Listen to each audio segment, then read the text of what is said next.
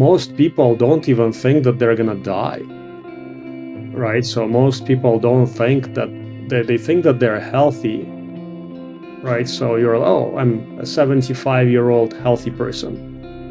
Yes, but are you at the same level of performance as you used to be when you were 30, right?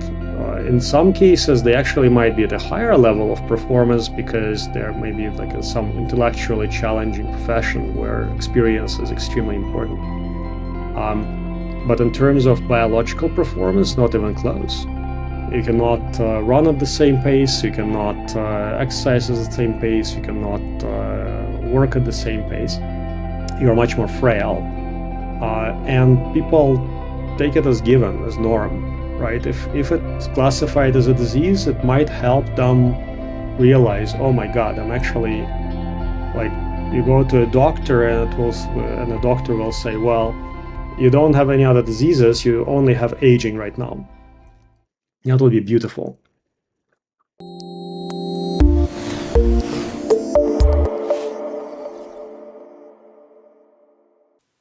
So you're in Switzerland, you tell us. Correct. I am in the wonderful city of Basel. What are you doing there? Well, Basel is a very unique place in Europe. It's the home to Roche and Novartis headquarters. So they are right across the river from each other.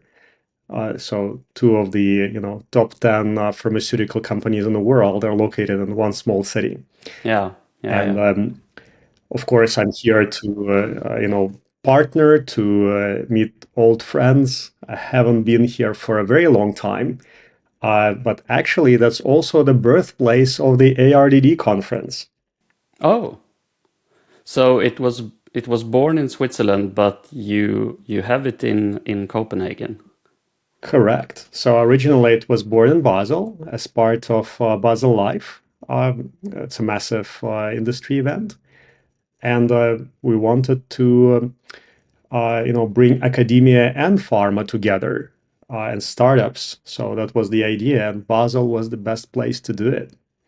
So later, once it grew to a certain size, and also when COVID hit, everything was closed. But Copenhagen was open, so we never closed the conference. It was always on site. Yeah, the Nordic countries handle everything a bit different.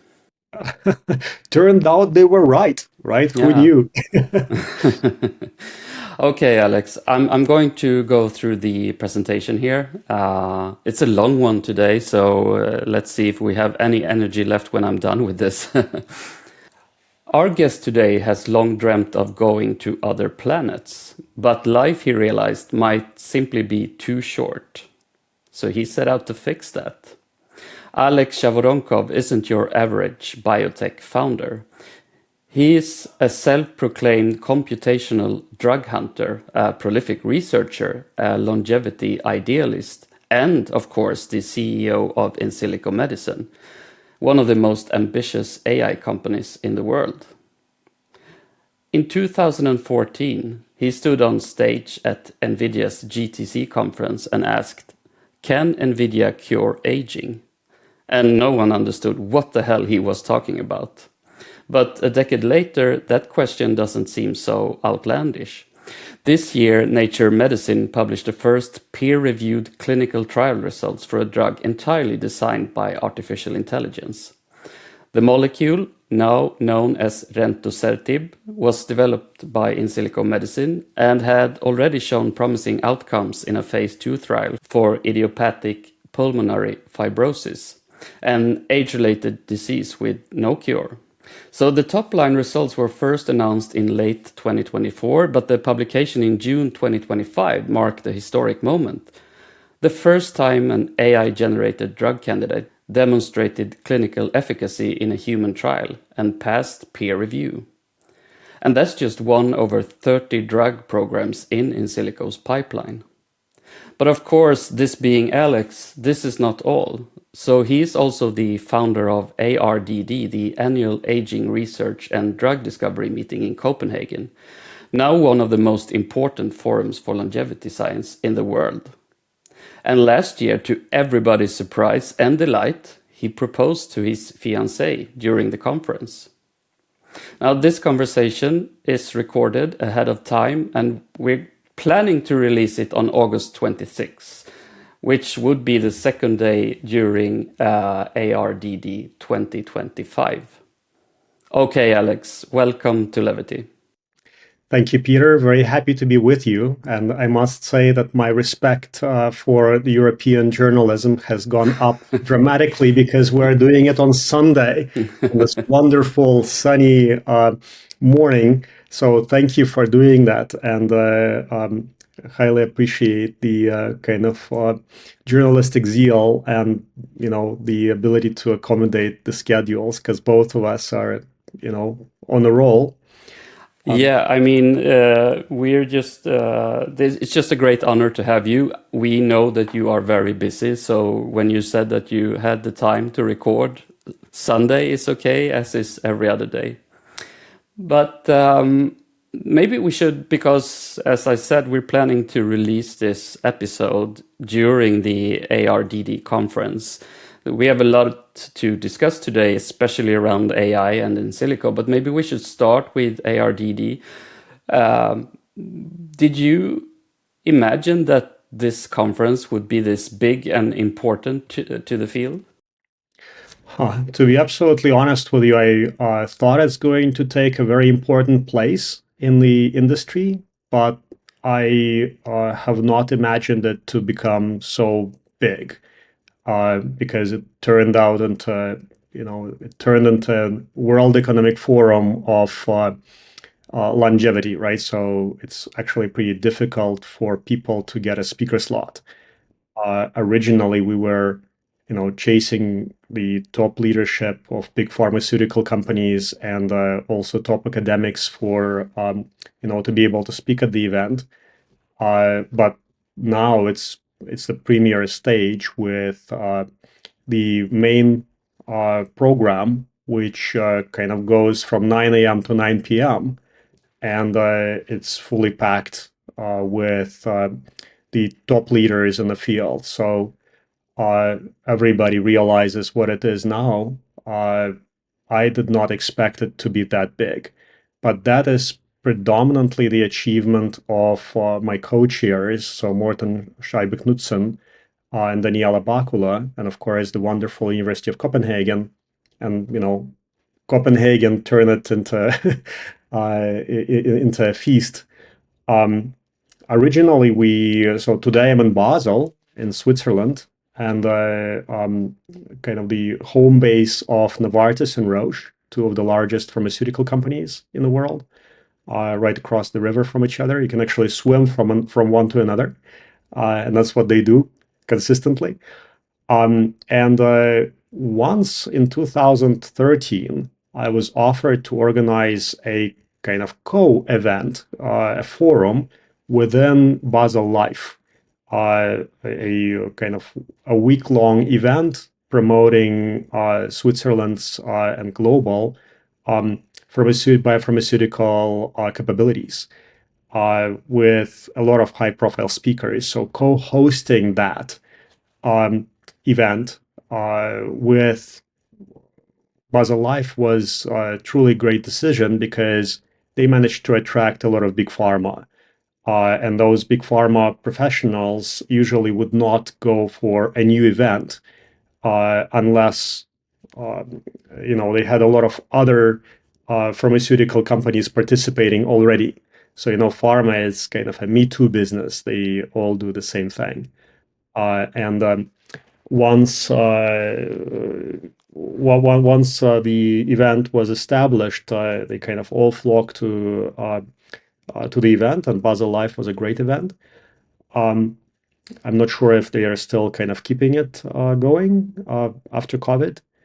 And until COVID, it was done in Switzerland. So it grew from originally our first one, I think, was like close to 70 or 80 people. And then it grew to 100, 120, 150 then 300, and now it's a massive event. It's 1,000 people on site, and Yeah. our peak was, I think, 7,500 because a lot of people also joined online. And it's a beautiful location in Copenhagen. What are you looking forward to this year specifically? Are there any themes or announcements or speakers that you are especially excited about this year? So sure, every year it becomes bigger and greater. So this year we'll have at least two Nobel laureates taking part in the event. So the two headliners. One is actually Michael Levitt, is our advisor since 2014. Right, right. Um, and he's one of the kind of greatest computational biologists or um, biochemists, depending on how you define the field, in the world. And the first one to get a Nobel Prize for computational work in protein folding and biophysics, biochemistry, computational biology, Yeah, depending on how you define it. And we're going to have many startups. So startups is a main theme of the event. And actually, what most people don't realize is that the startups are also the major source of funding for the event. So it's not the big pharma, it's not big funds, it's not the government, it's actually the startups. For a startup to get a speaker slot, they have to get kind of two criteria satisfied. One is that they have to be absolutely credible. So in the case that you are not in clinical trials or you're not pursuing kind of a very clearly academically grounded path in longevity, you wouldn't get a speaker slot. And the second part is that they usually need to be a certain tier sponsor in order to get a speaker slot. So it's a very academically focused conference, but the startups represent about maybe 30% of the talks. Um, and that's very unusual. So I have not seen that with any other conference. The good thing about it is that the startups, it means that they are also alive and we're very well funded and very grounded in academic research. So when investors go there and look at the portfolio of startups, they know that they are going to be alive, kicking, and also doing good academic research to be on stage, yeah, um, or at least within the realm of credible. Because as you know, aging research and longevity per se, or anti-aging, used to be a very kind of fraudulent business. Now it's still fraud, like 95% of what you see online is going to be fraud and deceit and would not have academic grounds. So people are just looking for ways to make money. And it's a lot of marketing. So recently, in recent maybe 2 decades, 3 decades, the situation started changing and you get more and more credible research being propagated into the commercial realm. And many of the startups that are presenting at ARDD, they actually come out of academia and are seriously pursuing clinical trials, going after very concrete protein targets, and are pursuing a very traditional from a biopharmaceutical approach. So they have to go the entire 9 yards to solve a problem, to get a drug approved. And we try to separate this kind of fraud from the real companies. So ARDD is a great filter right. for the industry. We did not expect it to become so big and so credible, to be absolutely honest with you. The idea was originally to motivate big pharma to go into aging research and to get them to embrace the fundamental biological processes of aging as potential targets for therapies. That was the original idea. And it actually turned out to be, the correct path to take. And now many pharmaceutical companies embrace that idea. Some of them kind of consider it as their own. It's great. It's very, very important to take ownership in that long quest, very expensive quest. And you see that some of the large pharmaceutical companies like Novartis, they actually have played a role in aging research for the past decade. Just unlike some other companies, they have not produced a drug yet. Yeah. And Eli Lilly openly announced that longevity is their part of their company strategy, corporate strategy. So, and they announced it at ARDD last year, saying that their wonderful CEO Dave Ricks has embraced longevity as part of the corporate strategy, and Andrew Adams, one of their the head of genomic medicine at Eli Lilly, and I would say, in my opinion, in my book, he would be number one driver in aging research in the pharmaceutical industry. He came on stage and explained to everyone that longevity is part of the corporate strategy, and they are going after diseases of aging, but also the biological processes that are underlying those diseases. So that was kind of the culmination of the 11 years of ARDD, and I think that's a very good result.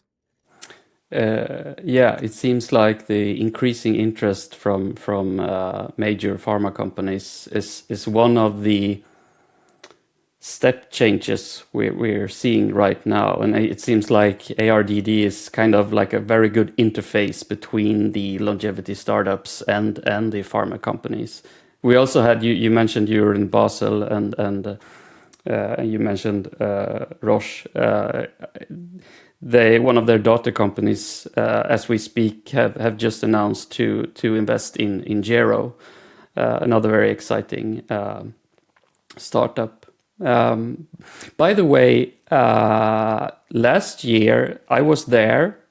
I wasn't in the hall when you did it, but I was at the conference. So you proposed to your fiance on stage. Was that planned or was it spontaneous? Uh, well, I planned it. She certainly was not very aware of what's going to happen. I just told her that I'm going to call her on stage and it's going to involve something important. But it was not as planned as it went much more smoothly than I expected. So, first of all, if you know my biography, I previously kind of made a vow not to get married before I find somebody who is religiously dedicated to aging research, or we solve aging. Um, and I also made a vow to not get married or reproduce until I get a drug approved. So it's very, very important to focus on the most important goal, and that's my most important goal. Anybody can get married and reproduce, right? Um, and I'm all for work-life balance. It's not for me. It's for people who really struggle, really want to prioritize that. Um, and I met Dominika at an aging research conference in Shanghai. So where I was keynoting and she was presenting a poster, and I looked at her poster and it had a mirror in it. So you could look in the mirror, annotate some of your facial features, and then actually read the poster. So I was very impressed, and then we connected. We talked for almost a year, then started dating, and I decided to propose on stage at ARDD because it's is the right thing to do, right? So both of us are religiously committed to aging research. She is also into biophysics, so she is working on cryopreservation and specifically for organs, but maybe extended to humans, hopefully, as we like to say in the Middle East and nowadays sometimes in Sweden, inshallah. Um, so let's hope that she is successful in her endeavors. And when I came on stage and proposed, like I was very worried because I didn't know what she's gonna say. And originally she's like, "Okay, so what are you proposing?" And then she said yes, and everybody celebrated, right? And what I was incredibly impressed with is, Steve Horvath, Vadim Gladyshev, and many, many others, old friends, but also the champions of the industry, the champions of the academic side of the industry, were there and congratulated us. So I was like super happy. That was one of the moments in my life that I will never forget. And I highly recommend anybody in this field who is planning to, step towards, trying to go on this journey with somebody together to propose at ARDD. Not a bad place. Kind of see it. Kind of it worked.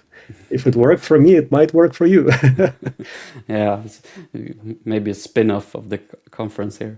Um, I was going so, I was and going to say that married men live longer. I believe It statistically. depends on how you look at it, Yeah. right? So actually, I think Buddhist monks with good access to healthcare, they live like 3 years longer than average. So it's it depends on how you choose those population groups.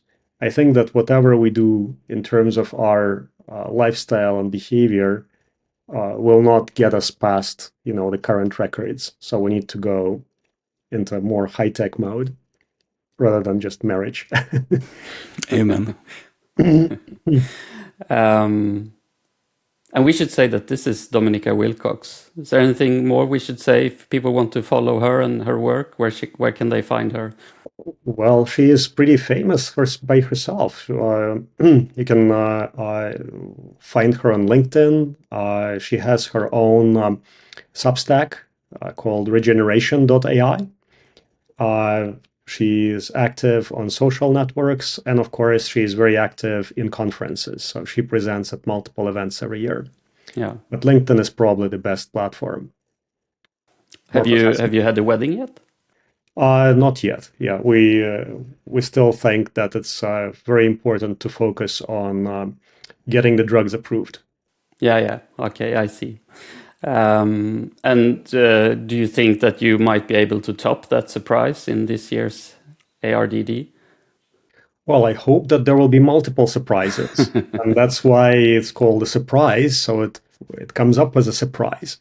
Of course, we have many really interesting speakers planned for this year. So every one is a gem, but Yeah. some gems are going to reveal unpublished, very promising data. And this year, for the first time, we're planning to have a workshop on nutrition. So let's see if it works. So, see, we're pre-recording this, but you're going to release it during the event. So, if it works, whoa. Like I'm not a big fan of diet, exercise, sleep, and ultra optimization when it comes to longevity. But this is molecular nutrition for longevity workshop by one of the largest food companies in the world. And they are actually doing a lot of research in specific molecules that are present in foods in order to evaluate their impact on, your muscle, your behavior, your life, your quality of life. And much of that research can be actually translated into maybe this kind of narrow gap between nutraceutical and pharmaceutical industry. Oh, that's exciting. Is it public what the company is? Not yet. Okay. I'll Okay. tell you, okay, Yeah. it's Okay. Nestle. So these Yeah. guys are doing phenomenal research in Lausanne, also in Switzerland. Okay. And they have several leaders who are world experts in muscle wasting and also in aging. So I think that having Nestle there would be phenomenal. Let's see if it works. Very interesting. Okay, let's rewind the tape a bit. Let's rewind the VHS cassette to your childhood. And when we spoke, I did an interview with you for my newspaper Ny Teknik in Sweden, which we published earlier this year. And Great newspaper, by the way. oh yeah, it's the best. So then we talked about your childhood a bit, and one thing that stayed with me was that you mentioned that you used to look up at the sky behind the Iron Curtain in Riga, and realized that you wanted to explore the universe, reach for the stars, but then you also knew that life might not be long enough to do that. So, did I get that right? Yeah, correct. So I think that passion for space travel triggered the interest in aging and longevity. And humans are pre-programmed to accept aging and accept the imminent demise and this finite period of life as given, right? And we invent all kinds of strategies to cope with that. So some people go for religion, some people go for philosophy, some people just try not to think about it at all. And when you start thinking about space, which was also kind of out of reach up until recent past, it helps you open up your mind to ideas around aging.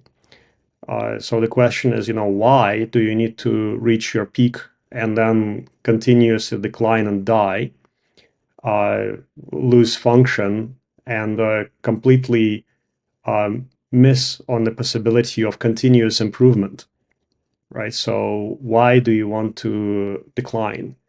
Why do you want to accept that? So those questions started to pop in my mind. Of course, space travel was the major trigger.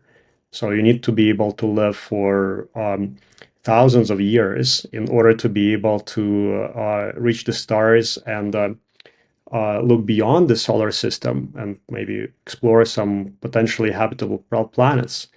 Nowadays, of course, when you start thinking about what else is possible, you realize that there are other ways of doing this, of achieving this goal, right? Because there is also quantum, there is also cryo, and there might be the possibility of uploading, right? So I think that in the Elon Musk's universe, his most impactful project is Neuralink.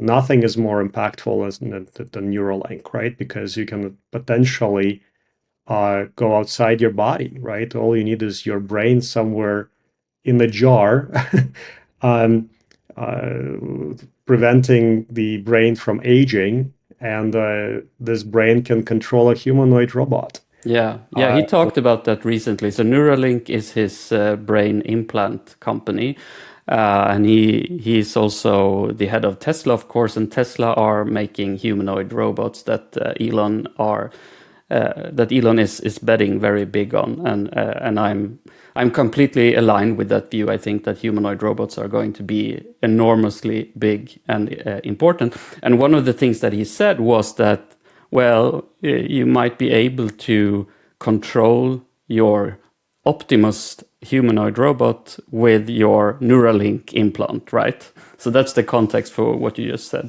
Exactly. So imagine that that's available tomorrow. Just imagine what possibilities are opened with these technologies. Of course, you still need to think about how to prevent aging of the brain. And unless we figure out how to gradually replace it and turn it into silicon or some other medium, we will need to study the biology of the aging brain deeper. And I'm very happy that many pharmaceutical companies are actually going in this direction. I also have several programs that are focused on brain aging and neuroinflammation and basic cellular repair and ensuring that the brain cells can live longer. But again, I'm pretty sure that with time we will identify new technologies to even gradually replace the brain, so we can augment our function. So I think that in the next 30, 40 years, we are going to see massive advances in that area, unless we get some Luddites who will revolt against this concept. And we always see that in the course of history, but technology always wins. And I really want to be part of it. So I think that ARDD is a great stepping stone on our path to living significantly longer and better lives. And currently we need to keep it within the very credible boundaries. So the pharmaceutical companies that go there, they expect a certain level of credibility. But there are multiple workshops around the conference that provide you with additional directions where the industry may go. So there is physics of aging. There are emerging technologies. Now there might be additional workshop on molecular nutrition. And we might add additional workshops that go way beyond, even to brain-computer interfaces and humanoids and gradual brain replacement. But of course, the main conference remains very, very credible within the traditional pharmaceutical realm, so that we don't turn into the transhumanism conference. It's not going to happen yet. Yeah. So how did you go from that boy that looked at the sky to founding Insilico? What are the steps that you took? Well, my idea back then, as you remember, it was an exponential time of human development, where we've got personal computers. So I got a personal computer, love to program, decided that I want to get educated overseas. So I went to Canada. At that time, I was actually applying to many universities, not knowing that you cannot get directly into medical school. um, and some of them, so I was writing letters. At that time, we didn't have internet or internet at scale. And I applied to many universities. Some of them came back to me and said, look, we actually don't accept people without undergraduate degree into medical schools. I was applying to many. And I applied for undergrad for computer science and also commerce. And one of the universities accepted me, so Queen's University. So I did 2 degrees at the same time. So that was a pretty difficult feat because I didn't speak English well. I still don't, but at that time it was, a different level. So got accepted into university, completed it, and then we had the dot-com boom. Or kind of the end of the dot-com boom. So I decided to go into telecommunications semiconductors because I thought that if I want to go into aging, I want to have a lot of money. And I don't want to, and by that time I already knew that if I go into academia and go the kind of traditional approach, getting grants would be very difficult. So I'll be dependent on what the government is willing to give. And at that time, I did not see significant trends in aging in government funding. So I thought that, I probably want to fund it myself. So I went and did a really, really quick and bright career in semiconductors. So made some good money, enough to sustain myself for, very good number of years. and decided to pull the trigger on my kind of interest in aging. So I went into Hopkins and did my grad work at Johns Hopkins. And at that time, I also decided that aging is a very, very complex area. So there is no single driver or single solution. So I need to understand multiple industries, multiple areas, and see where we can get the main kind of the major difference, right? So what is going to make the most impact? Because at that time there were stem cells. By the way, like 2004, we already had much of what we are talking about today, right? Except for reprogramming. So that came much later. So 2008, 2009, Yamanaka. But in 2004, we already were talking about stem cells. We were talking about tissue replacement, tissue regeneration. Regeneration was a big thing. We had blood transfusions at that time, right? So people were already looking at parabiosis, not a new thing. Telomerase was kind of getting fading. It got hot, right? Rapamycin, Michael Blugosklony just started publishing. Metformin was already there. And many other, like amyloid theory of Alzheimer's was already there. And I decided that I want to understand the industry broader, and I want to work for a company called GTC Bio. At that time, they were a premium provider of biotechnology conferences in the United States. And we organized in the course of just 1 year 29 conferences. So it was basically like a conference every 2 weeks. And as a director of the conference, I had the ability to talk to all the key opinion leaders, right? So for a graduate student, it's usually you wouldn't be able to talk to a Nobel laureate, at dinner. So usually you would not even like sit next to each other. There, I could organize lunches, dinners, speaker engagement, and I learned the industry quite well at that time. I also realized that there are a bunch of startups. Again, the current revolution in aging research and longevity is not new, so it comes in waves. So at that time, we already had Giron, Certris was starting up, right? That company that got sold to GSK for like $700 million out of David Sinclair's company. Yeah. So that's kind of resveratrol, mimetics, and derivatives. And as you know, that company didn't kind of end up well, right, at the end for GSK and for the scientists. But there are very many good reasons for that, right? It's not only like the science was actually there.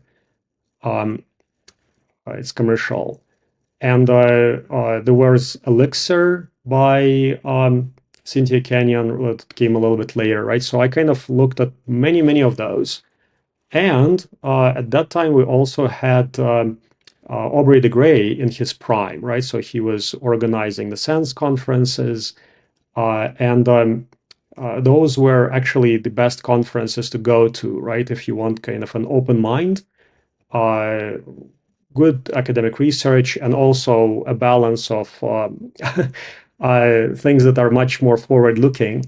So the pharmaceutical companies did not really frequent those conferences. So I got exposed to all this kind of environment, learned, and decided that the most impactful thing I can go after would be stem cells and organ transplantation and regeneration. So I still am of the opinion that that would be the most impactful thing to do even today. So at that time, I was offered a position in Russia for a little bit, right? At that time, it was not, it was not the perfect place, right? But it was already kind of a backward country at that time. But with signs of some progress in biotechnology, So I got a lab at the Pediatric Oncohematology Center, Regenerative Medicine Lab, and Bioinformatics Lab. I did some work there, and that was a center that did more than 300 bone marrow transplantations in kids every year, right? So it gives you the exposure to BMTs, to bone marrow transplantations and other regenerative procedures, including, like, for example, when you ablate bone marrow in kids, for example, in females, they try to preserve their genetic material so they can reproduce later. So also learned a little bit about how to cryopreserve, right? And what are the options, how people are going through this kind of concept mentally. And started working on some of the growth factors that induce endogenous stem cell productions, like GM-CSF, G-CSF, and a few others. And then I got interested in deep learning. So, of course, from my GPU days, from semiconductors, I knew high throughput, high performance computing quite a bit, and I already were exposed to deep learning. But around like 2012, I thought that, okay, well, deep learning is going to be the next big thing. So we started looking at different approaches. And then 2013, I actually decided to go back to Baltimore and start working in this area. So 2014, one of my colleagues from ATI, also from a GPU company, he ended up at NVIDIA.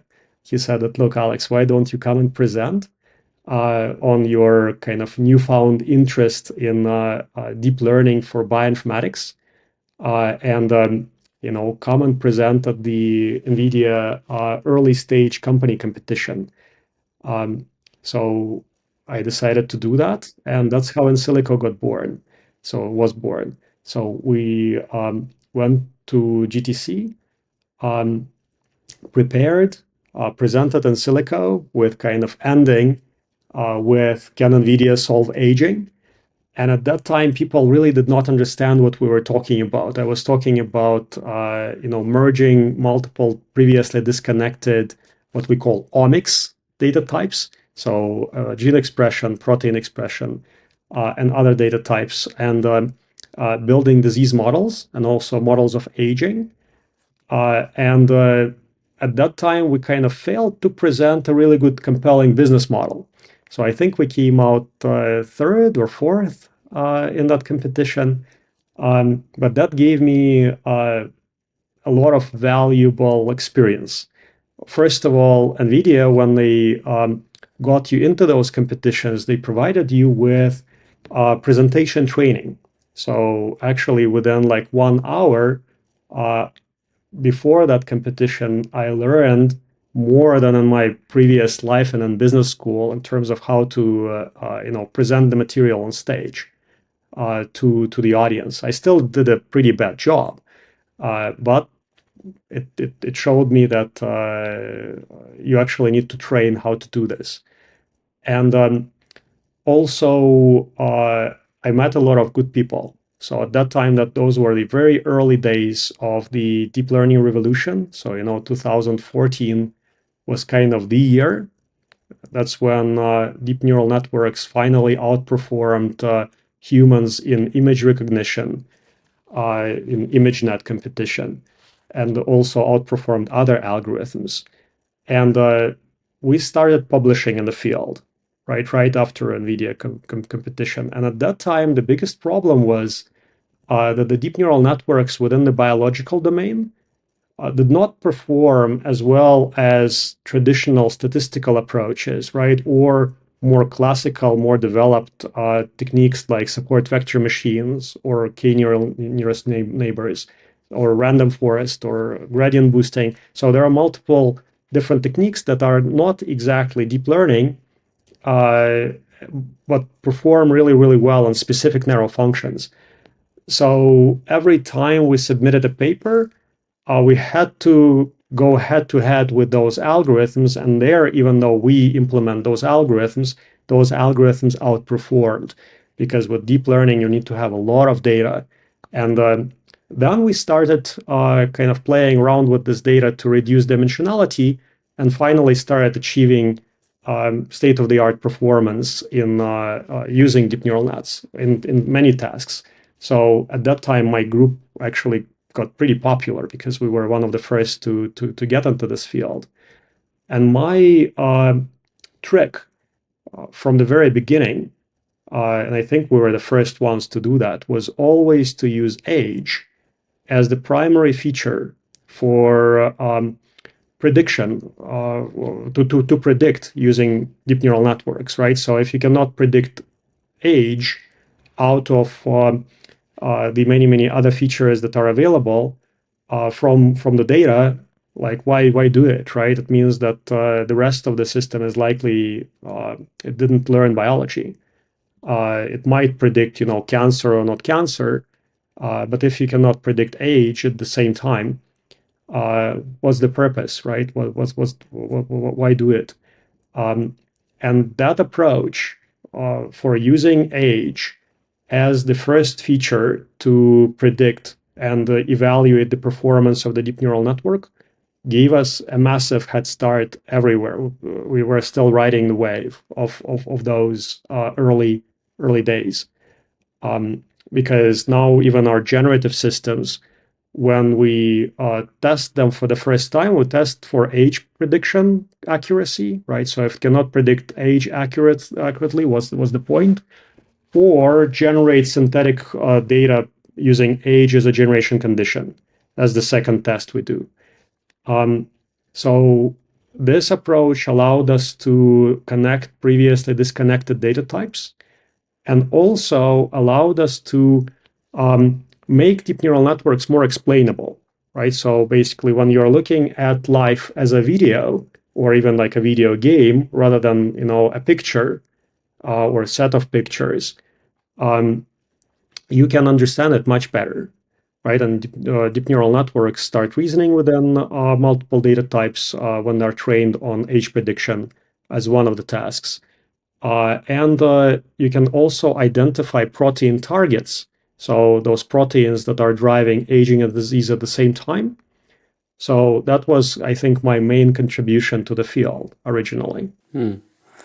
How did you see this future back in 2014? I mean, not many other people did. Of course, in hindsight, we could say that, well, that's when the deep learning revolution started, and we can say that, well,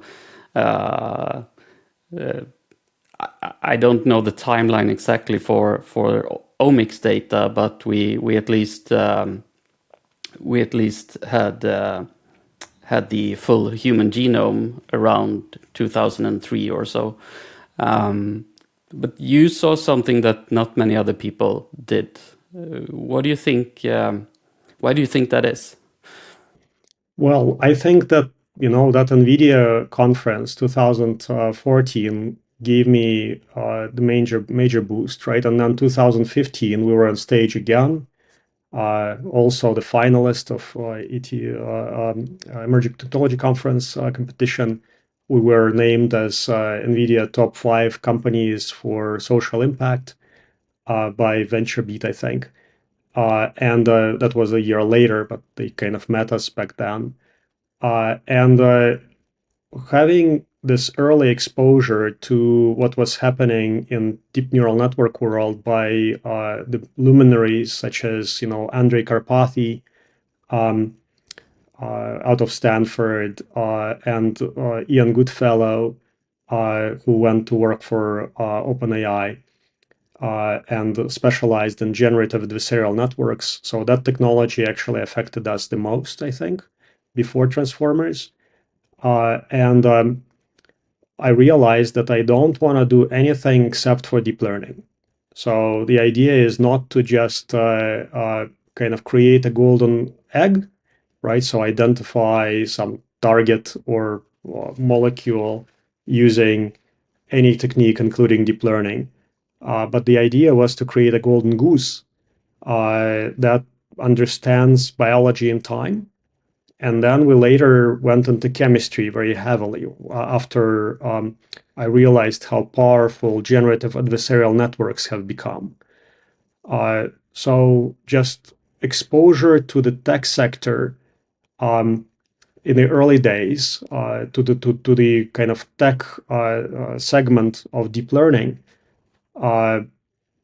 really made my mind, right? So I realized that, okay, well, I don't want to do anything else. I want to do deep learning, and then deep for generative reinforcement learning, and everything else. Like I should basically park the other machine learning techniques that I learned previously, and that's many other kind of industry players decided not to do that. So they decided to still go after traditional approaches, even though they rebranded themselves as AI.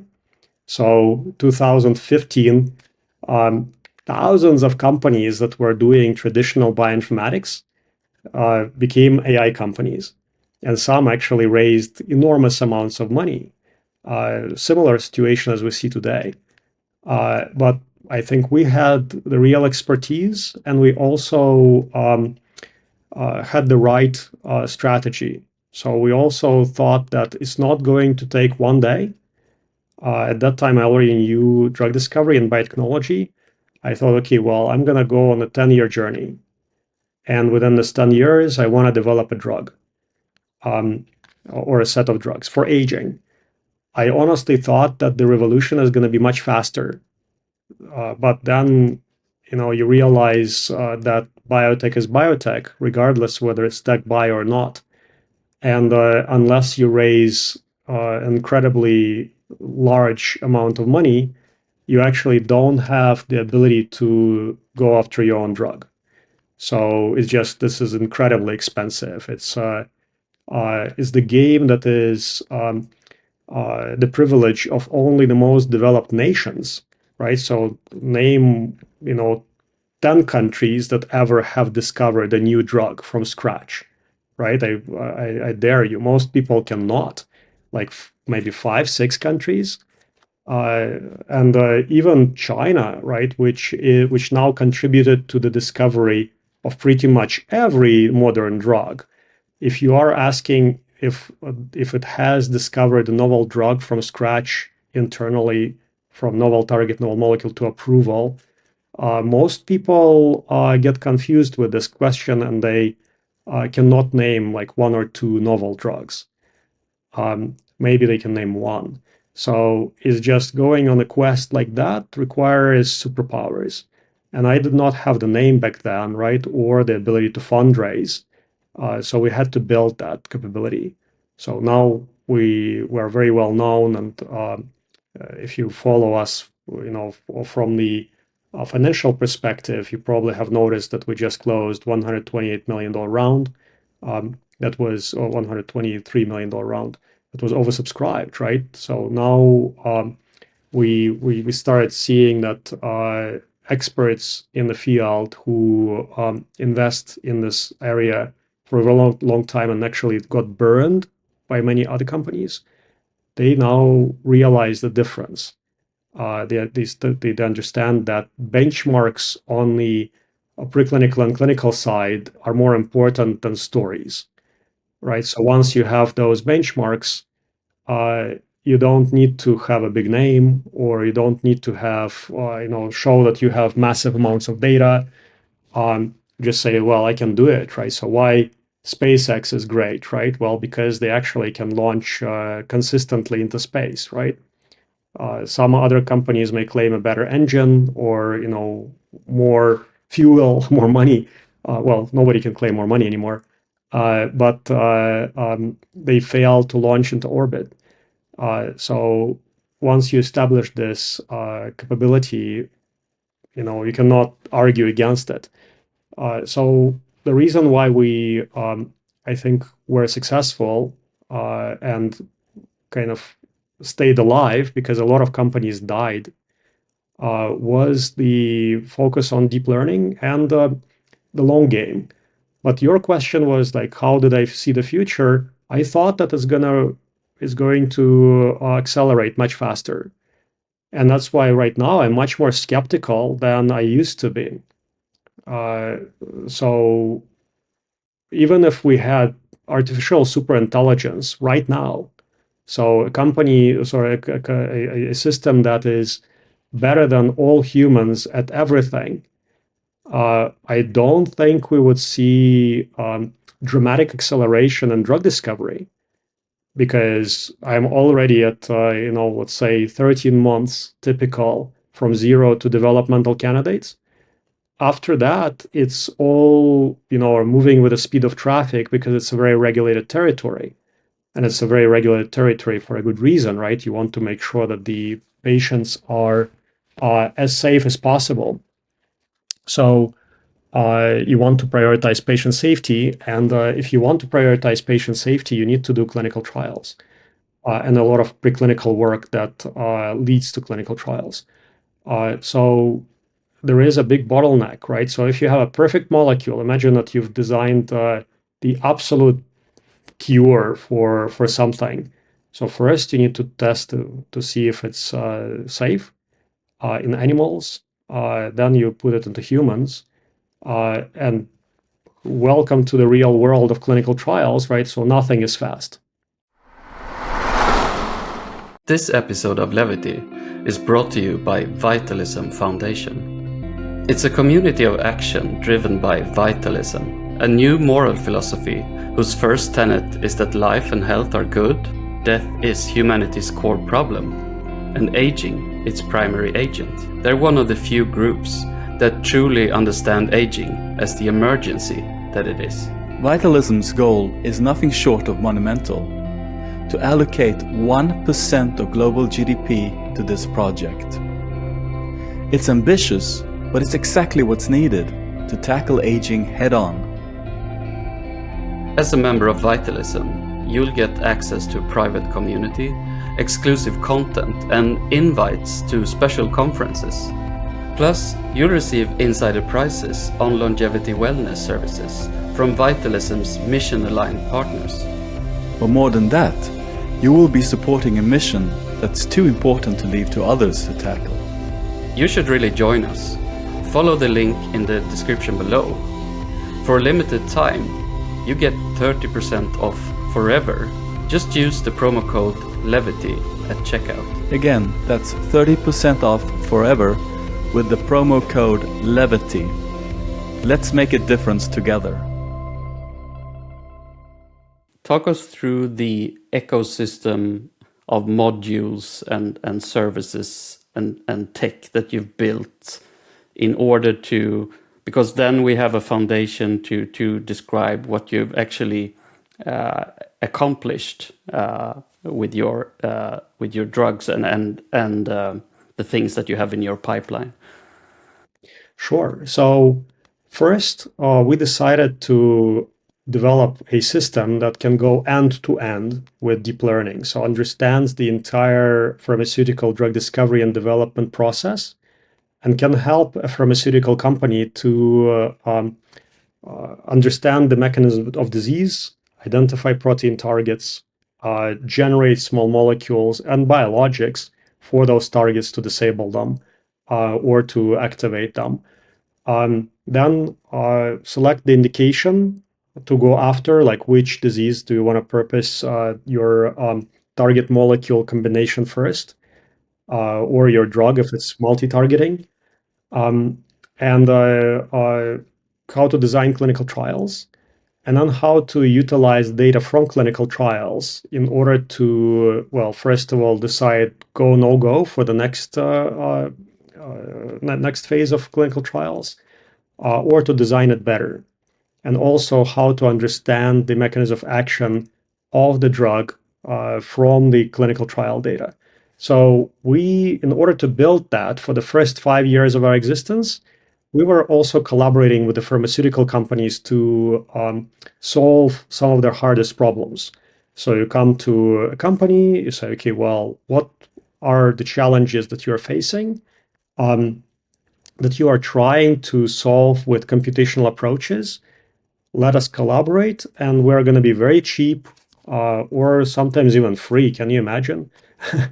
At that time, we didn't have the reputation to charge anything sometimes. And we solved many super complicated problems, right? So people that gave us feedback, they said, "Oh, we collaborated with several companies on this front before collaborating with you, and now you have solved this problem and you went further than anybody else." And for us, it was like our first attempt at the problem. We're like, wow, okay, if that is the feedback we're getting, and the other more classical companies with a lot of data, with a lot of expertise, fail to reach this point, well, it gives us more confidence that that particular tool would work. And over the first 5 years of our existence, we basically created a toolkit that allows us to solve those problems.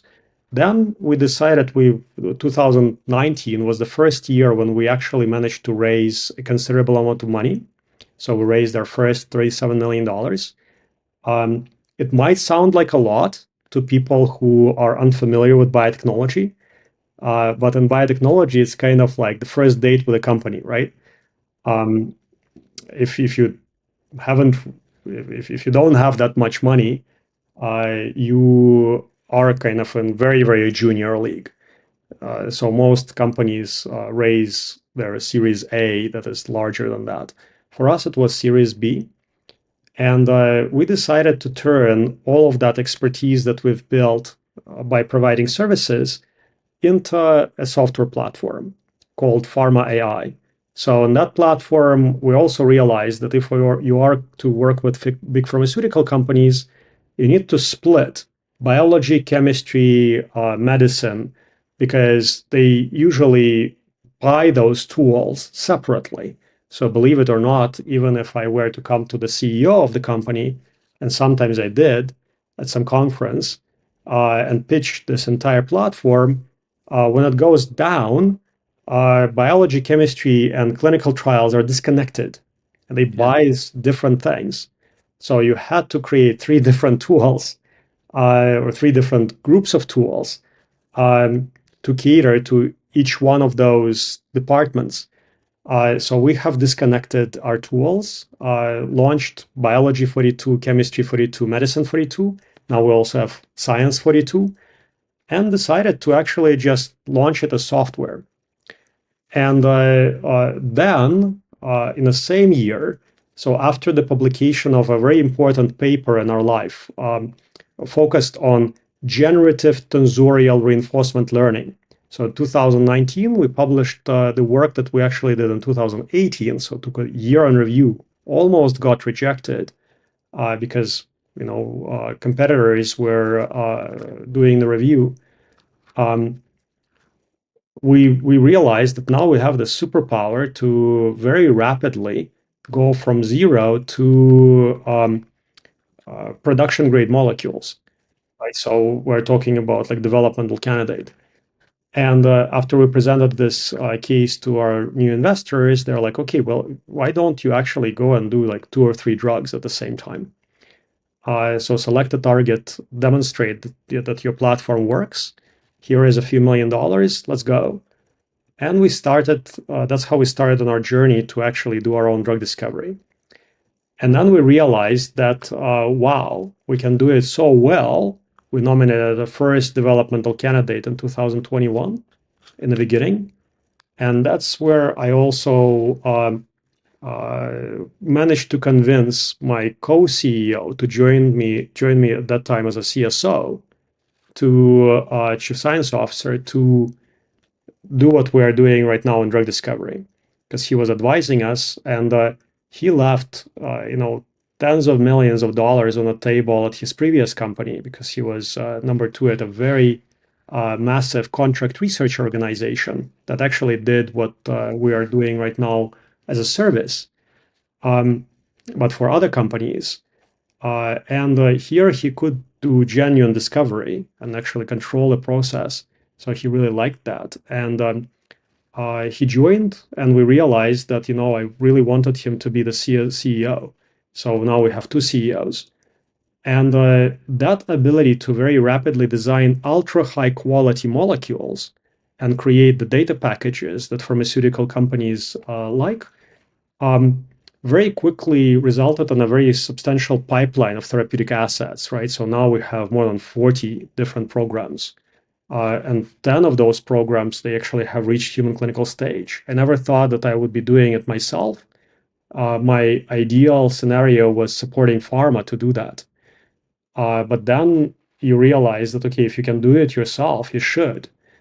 And then once you realize that, you have too many of those, now we can go back and support pharma again, because now they see the benchmarks, and those benchmarks are irrefutable. So if you are not working with us right now, you're basically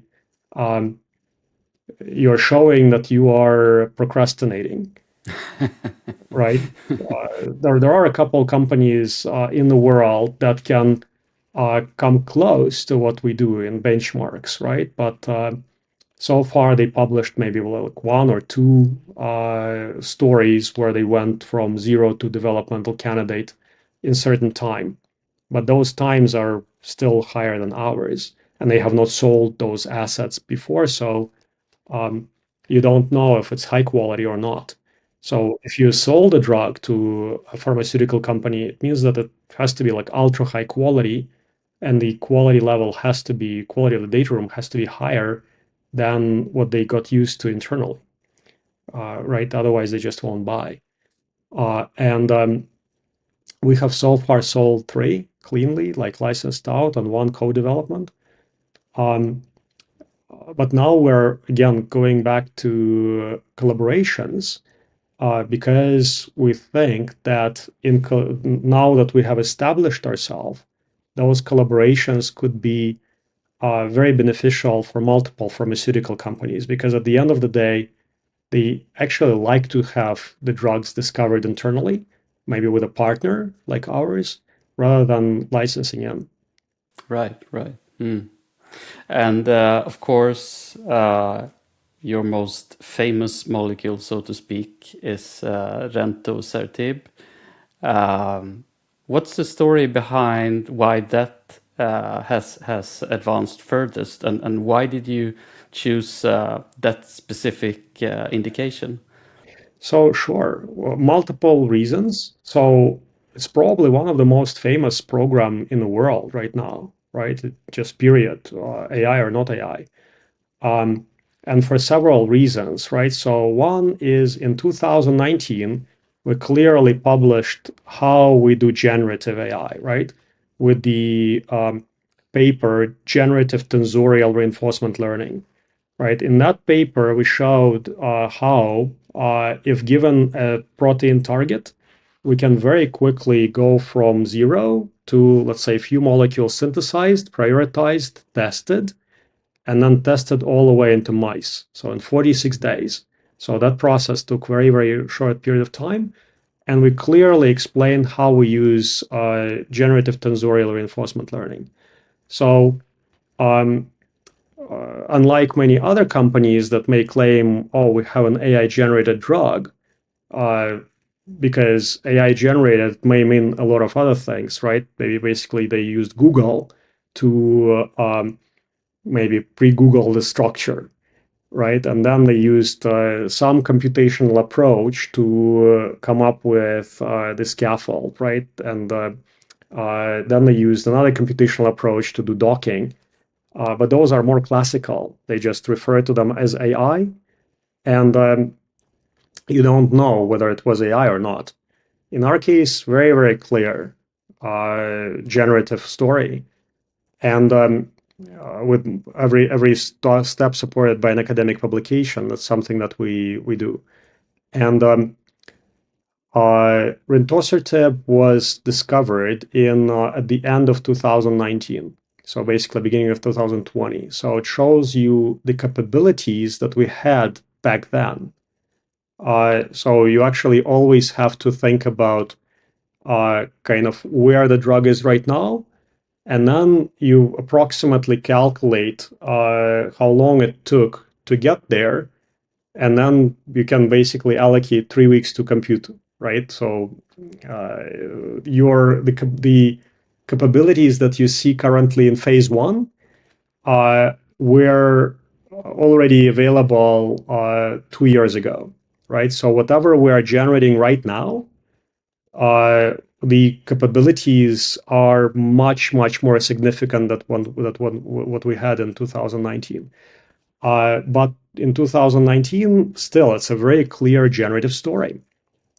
So it went all the way from target identification, so a new target. The target has never been in clinical trials before.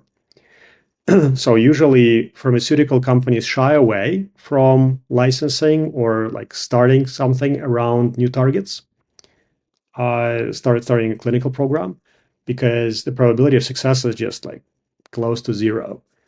It's like less than 1% success rate. So we managed to pick a new target, generated new molecules. The target that we picked was moderately druggable, so reasonably druggable. And we knew that we can develop a drug for it. And also the target was implicated in aging. So we thought, wow, it scores so well in multiple hallmarks of aging, but how do we tell this to the investors, right? So like, where do we purpose it? And it also clearly demonstrated activity in fibrosis, so antifibrotic activity.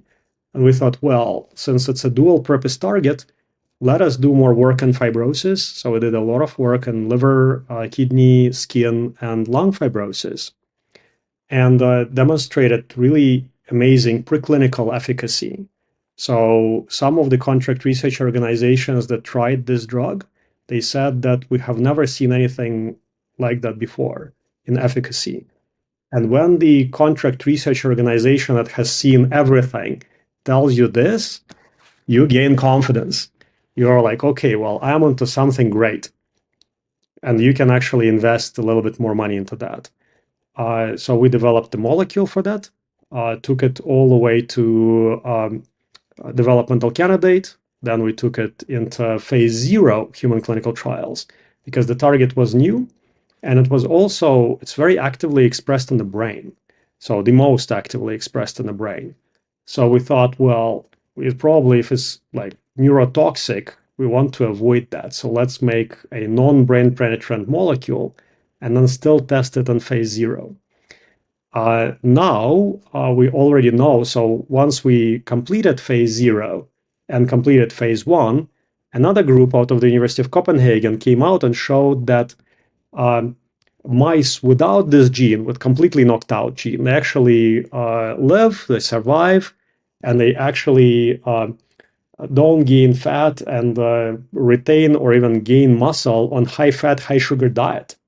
So we were like, wow, so we should have actually made it brain penetrant and we didn't need to have this phase 0, right? But we still did that. And then we did 2 phase 1s to demonstrate that it's safe. And then we did, we started 2 phase 2As. So phase 2A is basically a shortened version of the phase 2 trial, double-blind, placebo-controlled, in real idiopathic pulmonary fibrosis.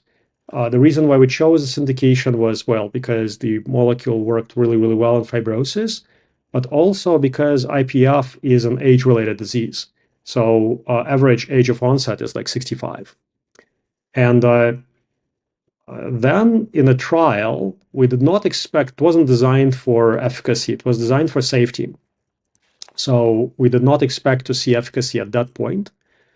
But we saw, once the study read out, we saw, wow, super promising dose-dependent trend. So it means that with increased dose, you increase forced vital capacity. So that's kind of the essential measure of lung function for IPF, and that's usually the primary outcome, right? So how much air can you breathe out of your lungs with IPF? And usually people lose quite a bit of lung function during IPF because it's a rapidly progressing disease. They die within a couple of years, and mostly due to kind of the collapse of lung function. And most drugs, they are not curative, they just slow down the decline. So here, after 12 weeks at high dose, we saw a 98 milliliter increase in forced vital capacity. We're like, wow. So again, too early to say anything, to make claims, right? But once you see the chart, right, and naked eye, you see the trend. And that, considering how the target was discovered and the results, I think it's very, very promising data. So now we actually want to progress it further without even licensing. And one of the reasons for that is because we also did the proteomics data collection during the trial. By the way, proteomics data collection costed me a lot of street cred, so to speak, with my board and with my clinical team, because it's expensive.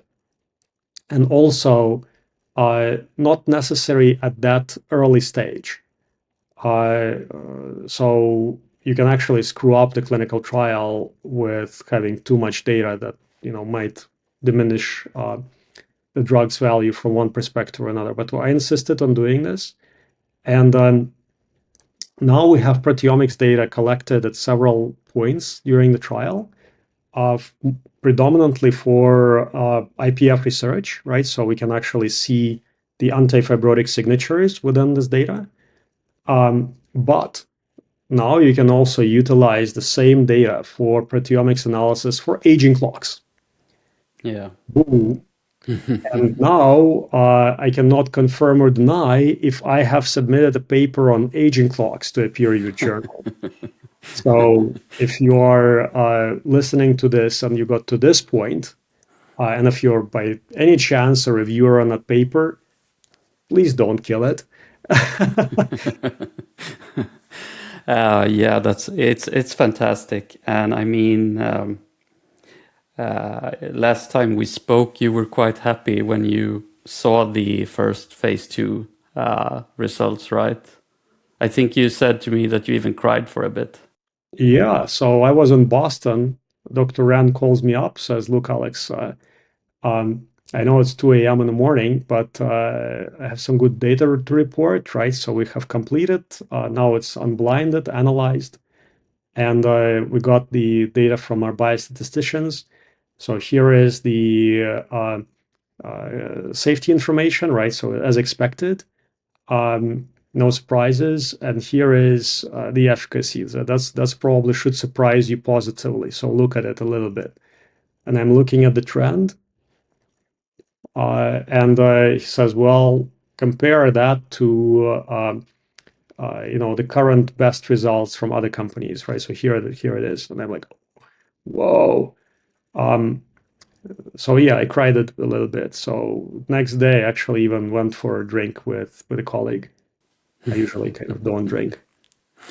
Yeah, that's fantastic. And what about, how do you feel about this old debate of classifying aging as a disease? I mean, you as a burgeoning pharma company now, as well as an AI company, you need to pick and choose some indication, and then you might have this Trojan horse drug that might ameliorate other parts of the aging process as well. But what do you think about this whole debate, and would it affect your work if it was classified as a disease?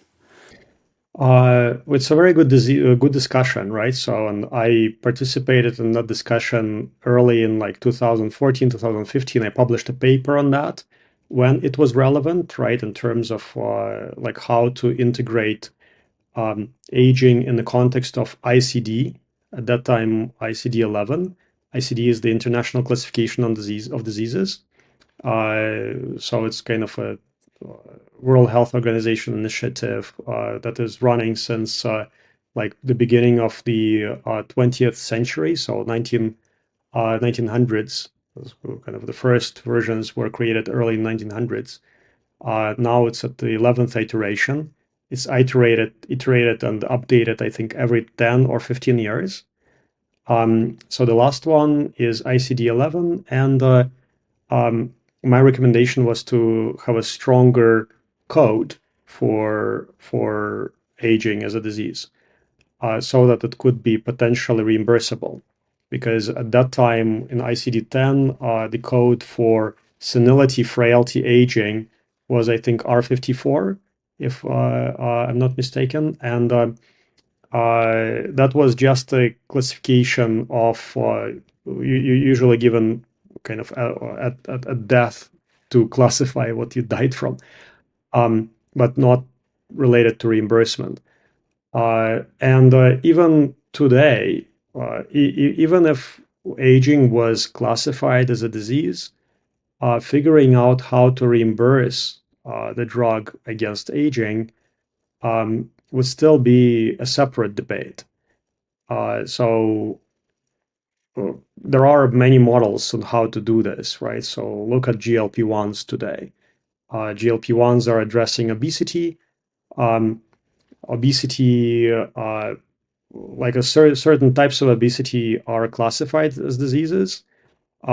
Just being overweight is not, right? So, but people are using GLP-1s for that anyways. So some supermodels are using GLP-1s, unfortunately, right? Because actually, if you're a normal body composition, probably you shouldn't be overusing and abusing this drug, because you also lose muscle. Yeah. And in a very similar kind of manner with GLP-1s, we should be treating aging.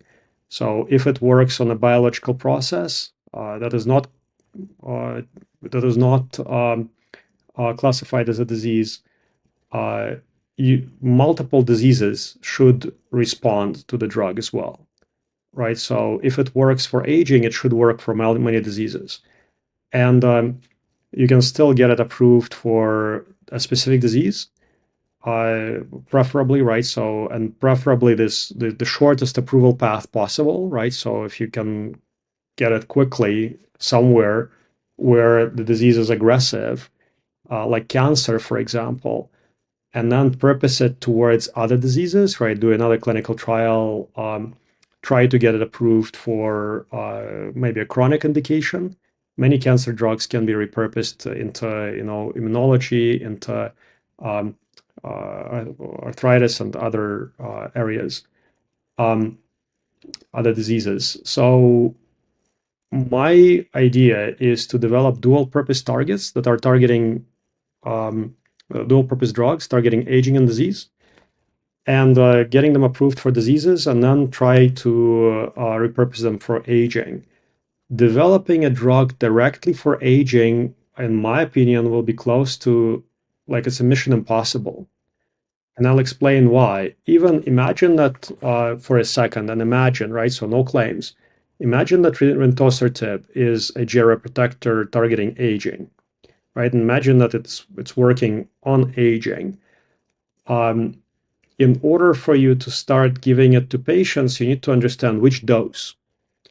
Do you do it every day, or do you do it once a week, or do it once a month at high dose? Right? So there are different philosophies for how to administer this drug.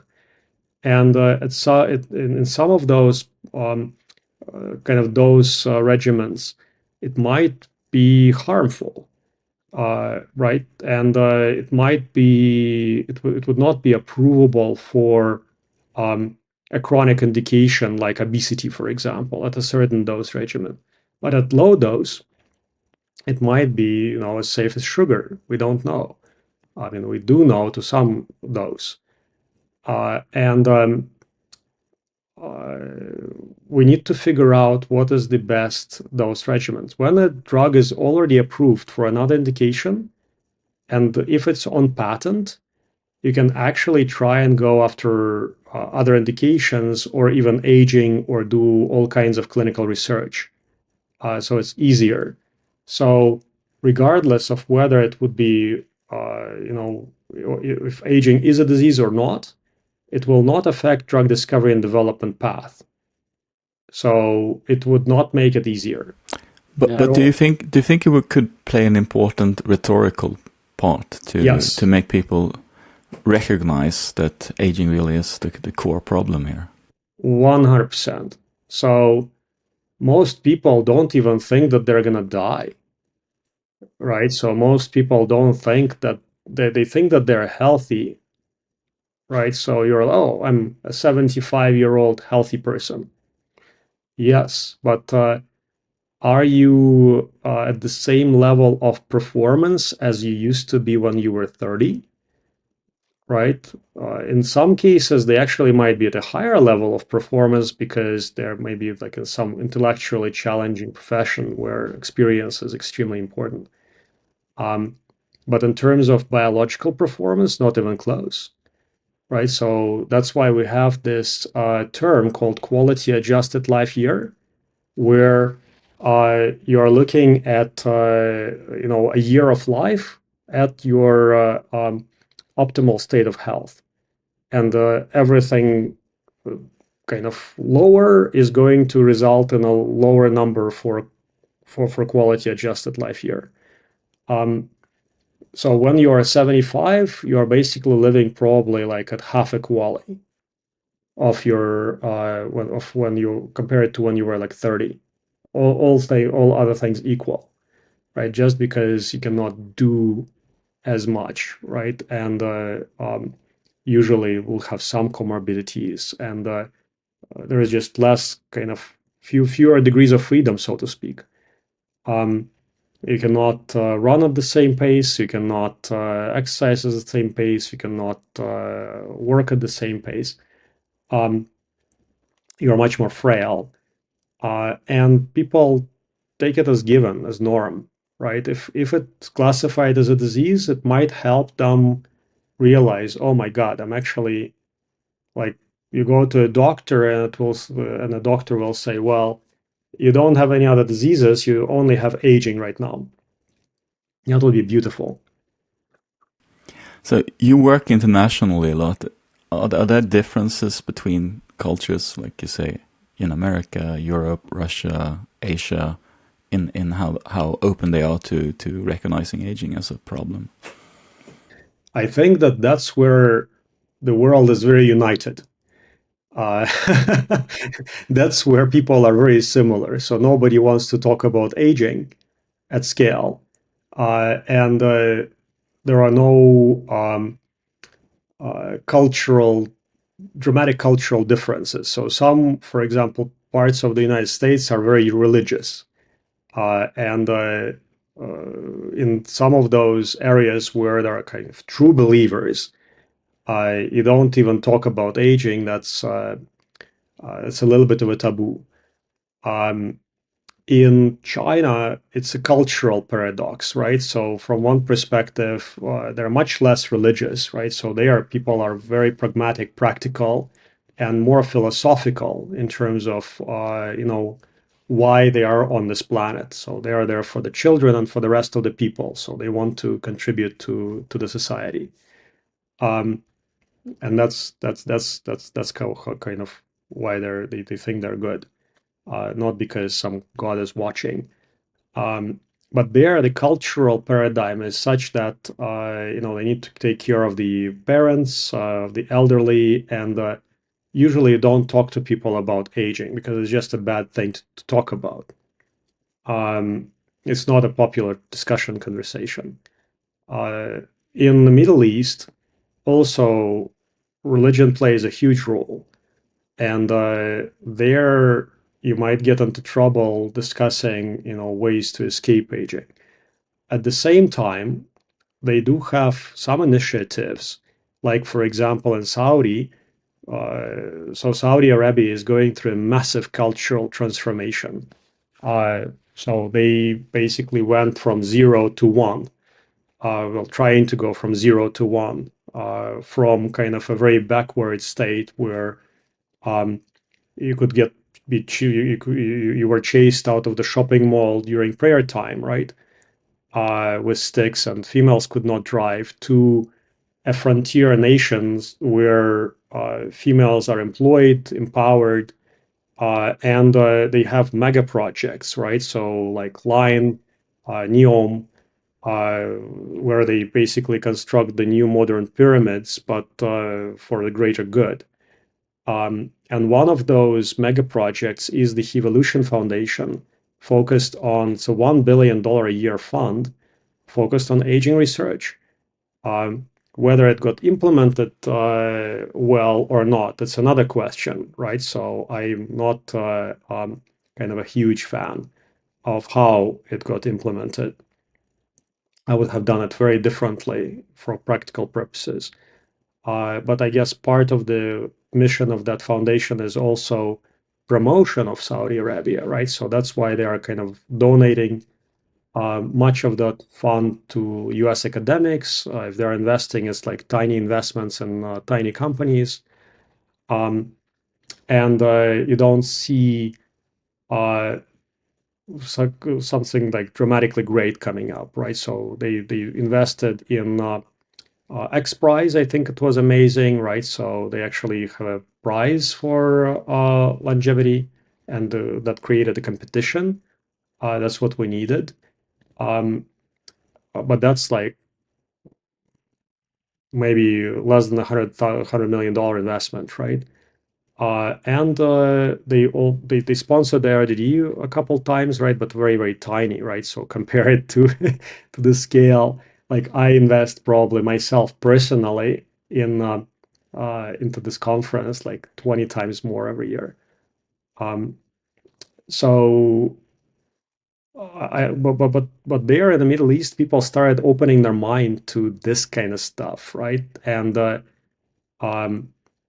I think that in the Middle East, thanks to this massive cultural transformation, which is actually led mostly by His Royal Highness Mohammed bin Zayed, bin Salman, sorry, His Royal Highness MBS. That cultural transformation is going to affect the region in massive ways, right? And the fact that they are also looking at aging, of course, they try to brand it as health span, right? Otherwise, it's just too radical for some people. But the fact that they are doing that now and going from 0 to 1, that's incredible. So there you can actually do talk. So you can talk about radical life extension. They're now open to ideas, and that's kind of the gift that MBS gave to the region, right? And now the UAE is also quite visionary. I also don't see kind of a structured program, and many really good initiatives are ignored, and some of the kind of less important initiatives are often prioritized. But compared to other countries, it's a frontier nation right now, right? So it's basically much more advanced than most European countries in longevity, than all European countries in longevity, to say the least. So just the UAE. So I think that the cultural attitudes to aging are very similar. So people don't like to talk about it. But in terms of action and prioritization, the Middle East did extremely good job. China is starting to work in this area. So they started for the first time, I think maybe a couple of years ago, after President Xi Jinping went out and kind of explained that aging needs to be prioritized. So they created several big initiatives. And those initiatives are kind of more closed. So they are a little bit less international. So I'm not part of the biggest aging biomarker initiative, for example, which is strange. So global companies are not invited. Okay, Alex, I just want to briefly return to what I erroneously called rentosertib, but which you pronounce as rentosertib, right? Both works very well. It's just the pronunciation. There is no right way to pronounce, because actually this is the first AI generated drug to get the generic name. So nobody knows how to pronounce it well, right? Anyway, I think we should maybe emphasize, I mean, you talked about, of course, clinical trials being a bottleneck here for speeding up the solving the problem of aging, but still talk us through a little bit about costs and timelines here, because this is cheaper and it's faster, right? The way you're doing things. Yes. So for us, it's not only rentosertib, right? So now we have taken 22 molecules into what we call developmental candidate stage. So for your audience who is maybe not as familiar with drug discovery and development, the developmental candidate stage or preclinical candidate stage is where you have narrowed down from many different molecules that you were testing for a specific target. So you identified the target, already did the chemistry, or selected your antibody, and you narrowed it down to one. And usually when you do candidate selection, you have 3 or 4 really good molecules. So imagine that's like Miss Universe contest finals, and you want to pick just one. Everybody is good. So you pick one, and then you perform what is called 28-day non-GLP toxicity studies in 2 species. So non-GLP toxicity studies, it means that it's just you don't get the good laboratory practices certificate. Everything is similar. Everything else is similar. So it's the kind of informal toxicity study. And for 28 days, you expose, let's say, a dog and mice to this drug, and it needs to be clean. So you understand what the toxicity profile is. So 22 of these, it's basically like many PhD defenses. So imagine that one preclinical candidate is like 4 PhD defenses in one place, right? Because a big group of people is trying to fail you, right? So we actually have internal teams that are trying to fail a developmental candidate in order to kind of prioritize something else, right? So it has to be ultra high quality. And after you do the developmental candidate, everything else is like basically the speed of traffic. It's very regulated territory. So you do GLP toxicity studies. So you basically repeat this kind of informal toxicity study with a formal toxicity study. And that's where the costs start skyrocketing. Because everything that is official needs a stamp of approval, right? So you are not responsible for that process. Somebody else is, usually a contract research organization, unless you are GLP approved yourself, which is, only some big pharma can do that. And they usually also outsource. And then you start phase 1, phase 2, phase 3 clinical trials where it becomes expensive.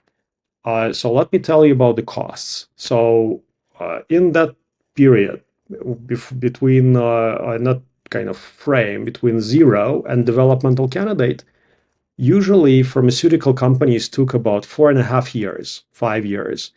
If the target is moderately new. If it's new, it could take like decades, like GLP-1, 40 years, right? And during that time frame, it usually costs you like 150 to $200 million, depending on how many molecules you synthesize, what's your overhead, etc. If you do it very cheap within pharma, maybe it will cost you like 30 million. We did it under 3 million for rentosertib, and for some of those other drugs, we actually did it cheaper. Sometimes it's a little bit more expensive, but like ballpark, you can say, $3-4 million. GLP toxicity studies used to cost, before the trade war, used to cost like $3 million, usually ballpark. Nowadays, they actually went down in price, and it's about 1.5 million. Because many contract research organizations, in order to attract people, they, like in China, usually do it in China, they went down in price, and then everybody else globally went down in price. Phase 1 depends on what you are testing. If it's a cancer trial, usually you will be dosing patients. And at the same time, you can also see some traces of efficacy, but usually those studies are still designed for safety, where you're giving a little bit of a drug to a cancer patients and see if like how much of a drug you can give. And those trials can go from $5 to $30 million easily, right? Depending on what you're trying to. Phase 2, and usually they take like a year plus, maybe sometimes 2 years, right? Depending on how quickly you can get to patients. In chronic diseases, it's easier because you're doing healthy volunteers and you're just testing safety in healthy volunteers. Also easier to enroll. Usually you do it in Australia. So for like 5-10 million, you can actually do that. For phase 2, that's where the spread becomes pretty dramatic. And in kind of rare diseases, it could cost you quite a bit more per patient, but then you have fewer patients. And like basically budget like 30-40 million bucks, sometimes 50. So that's where it becomes extremely expensive. Phase 3 could cost you like, some can come close to $1 billion. If you're talking about like a large scale like GLP-1 study, woof. And usually the probability of success in phase 3 is reasonably high, right? So for most drugs, so most failures are in phase 2. And another part of your process of making this more efficient and reducing costs and faster time to market here is your fully automated facility, right, in China. What do you do there? And is it true that you have a humanoid robot working there? Yeah, of course. So we do have a fully automated facility in Suzhou. Now we're actually in the process of moving it to Shanghai, so into a much bigger facility. And the lab purpose is we have three purposes there. So one is target discovery. So understanding why disease happens and what is driving it. So which protein is responsible for the disease. Second purpose is indication expansion. So once you have identified that the drug may work for a certain one cancer, let's test if it works for multiple. And then let's see if it works beyond cancer. So you take the drug and give it to a bunch of cell lines, organoids, etc., that are representative of that other disease. And the third one is toxicity. So now we also do quite a bit of work in cells and organoids to see if we can predict human level toxicity from cell lines and organoids. That is currently work in progress, so that's not your main locus of validation when it comes to toxicity, but it's an additional additional sign that the drug is safe if the robotics lab demonstrated it's safe. It's really interesting. I'm thinking about there's a lot of talk now about creating virtual cells. There's a lot of AI companies and biotech companies forming around what you've built for such a long time, tackling different parts of the problem and trying to understand biology. Do you think that we could ever get to a place where we could actually fully simulate in silico? I'm talking about the concept here, not your company. Simulate biological processes so that we could be less reliant on actually doing the real physical clinical trials with real humans? Well, at some point in time, we'll definitely get there. The question is it going to take us 10 years or 20 years? Yeah. But it's definitely not going to happen within the next 5 years. Yeah. But you think we'll get there? Yeah. So eventually, yeah, I actually think that, there is a non-zero chance that all this world is a quantum simulation specifically designed for clinical trials for, people who are on an other level of recursion. So if you want to be that precise, right, and run and have the perfect in silico validation, you would need to simulate the world. Yeah.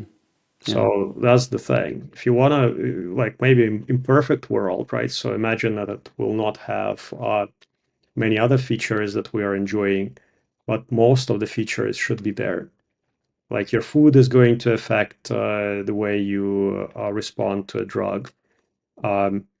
Your age, body composition, everything at the molecular level. So they're like you need to simulate the person and the group and from first principles, preferably. Yeah. How big is that as an area of research, building simulations of cells, computer simulations of cells? How many people are involved in doing Cells, that? it's a lot. Like for cells, we're talking about hundreds of thousands of people around the world, including in my group. And usually do it at the cellular level, but also in bulk.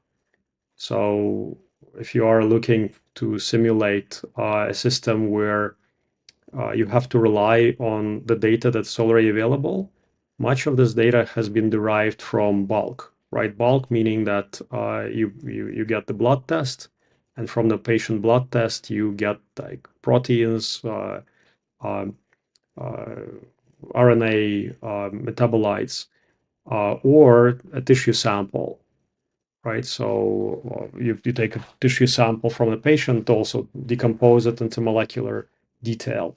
Now there are lots of data sets that are working on single cell. So getting that from single cell and turning it into simulations. But if you're doing it on the kind of single cell and then you're putting it into simulation, ensuring that it kind of works in unison. And also you can derive bulk from a bunch of single cell profiled or simulated entities. That is like so far from reality. Um, in general, like hundreds of thousands of people are working on that. And maybe, I don't know, 20 companies, several nonprofits. So both private and publicly funded. Yeah. Yeah, we have I think the Chan Zuckerberg Foundation is doing work here. We have Google DeepMind is very into this with their spin-off Isomorphic Labs, who, by the way, Alex, is going to solve every disease in like 5 to 10 years if we're going to believe Demis Hassabis. What do you think about your new competitor here? Oh, I respect Demis with every pore of my body, right? So I actually, with every neuron. So he is, one of the greatest people, who ever lived and is living still. But making statements like that, I think that's very ambitious, much more ambitious than reality can facilitate for. I don't think that we will solve like if we manage to find a cure for pancreatic cancer in the next 10 years, that's going to be a beautiful achievement, but I don't think it's going to happen in the next 10 years. So basically 2035 maybe. Is just in order for us to demonstrate that in a result in a clinical trial, we need to have the targets and the molecules in the next, let's say, 2-3 years, or to demonstrate that it works, right? So we're going to be relying on the computational technology that's available now or in the next year or so. So yeah, I don't think so. When you understand the moving target and the timelines in drug discovery, you realize that even if we reach superintelligence today, you are not going to, cure cancer in 10 years. What is it that superintelligence would be lacking? Experimental validation. So imagine that you are like a genius, a math genius, or a computer. So you are like super intelligent being. You just imagine that you are going to create a beautiful molecule for a specific disease, and you want to test it, and then you test it on humans. 5 years later, after you actually did all the preclinical work, or maybe 3 years later, if you figured out how to do it quicker and convince the regulators using your super intelligence to or even like put them in hostage situation. I'm gonna kill 100 million if you don't allow me to experiment on this, few thousand. Not a bad idea, by the way, because how like 68 million people die anyway every year. So let them not die in vain. And that super intelligence would need to conduct the clinical trial, right, in order to see if it works or not. And imagine that they don't do like placebo-controlled double blind. They still need to like select a certain number of patients in order to try. And I don't think that even with superintelligence, they would get a perfect clinical readout. But imagine if they do, it would still take a few years.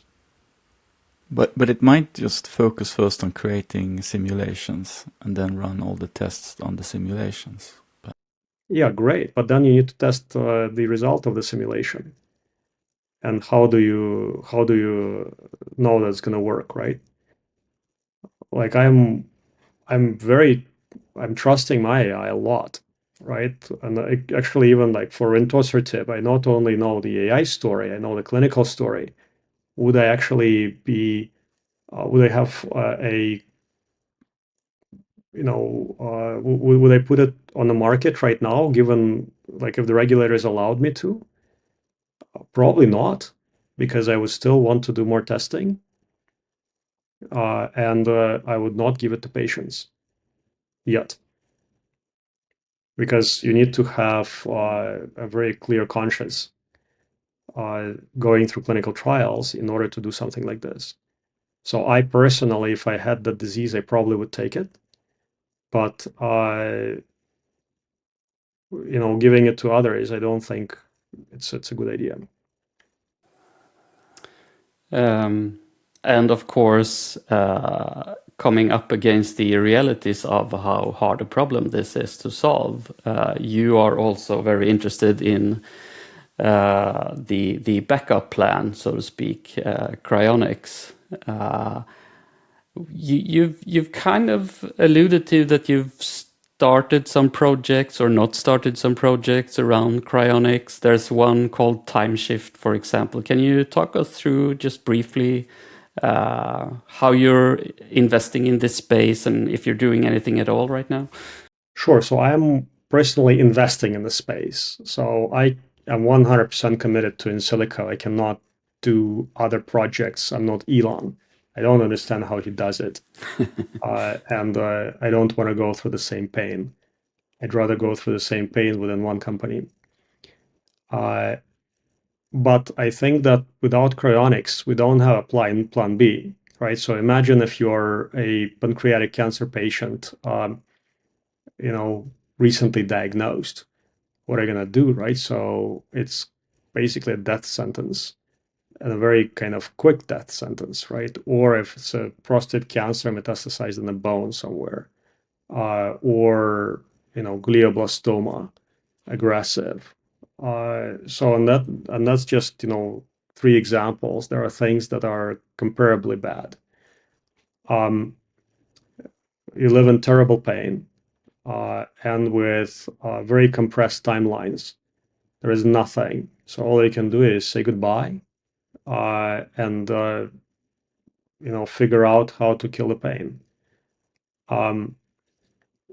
So if you are in that situation, right? So I'm just thinking, why not have a backup plan where you go to a cryo center for preconditioning to increase chances of successful recovery, and just go to sleep for, maybe forever, maybe for an instant, right? You wake up, there is already a clinical trial completed for your disease. Maybe it's 10 years later, maybe 15 years later, maybe never, but it's better than the current alternative. And in order for us to have this capability, we need to do the research in this direction, in order to be able to freeze and unfreeze without damage. Actually, not only for those dramatic situations that I've just described, but also imagine if you want to go to Mars and you want to go there for a considerable amount of time. And imagine that there is like a supply disruption. So suddenly there is like a nuclear war on Earth. You probably would want to, or somebody, takes down Elon.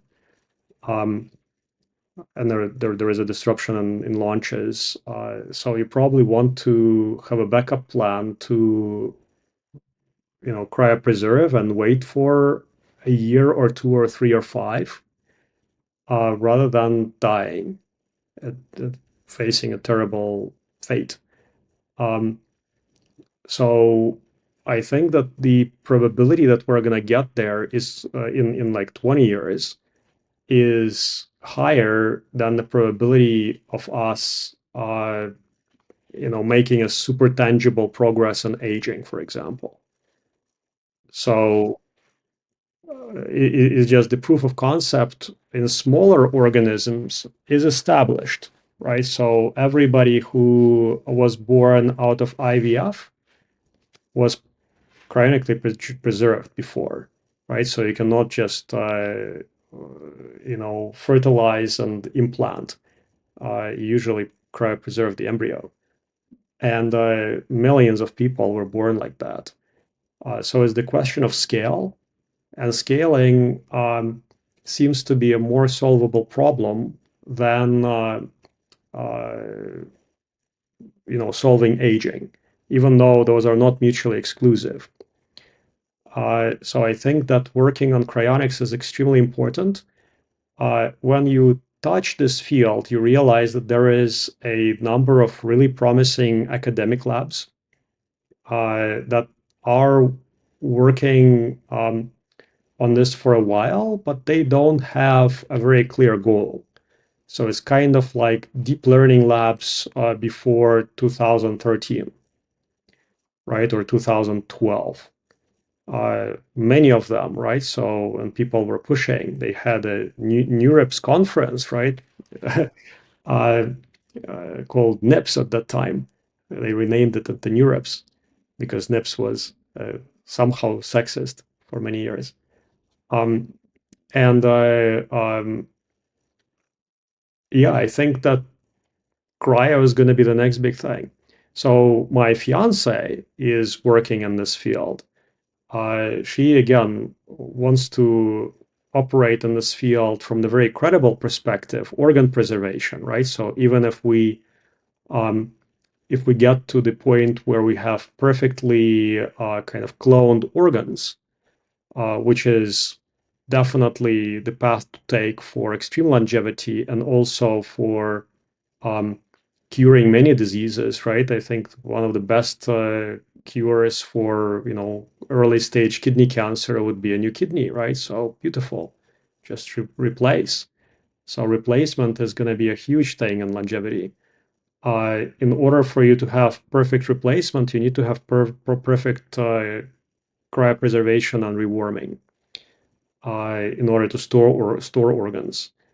Because imagine if you figured out how to make them, how do you store them? It's kind of like energy and batteries. And I started investing in companies in this field. I, well, support my fiance. I did contribute to the TimeShift project. And TimeShift project is more educational, right? So we did a beautiful video explaining how it may work. And with Hashem Al-Ghaili, one of the most brilliant scientists and science communicators on the planet, with millions of followers, and millions of people saw that video. So on that video, we have a few job openings. So if people want to apply, I'll help them, find virtual job openings.